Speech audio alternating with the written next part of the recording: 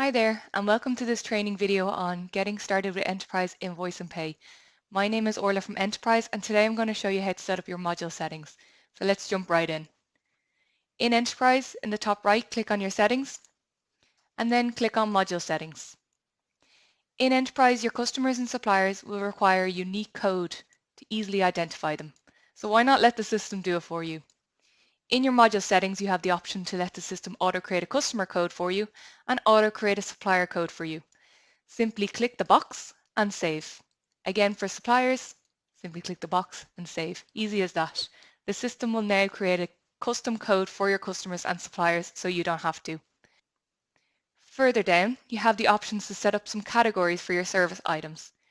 Click on the plus and type in the name of your category. These will then be used to group your service items.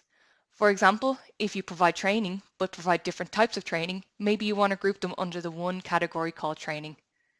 Type in training, simply click on save, and your category is now available when setting up your service items.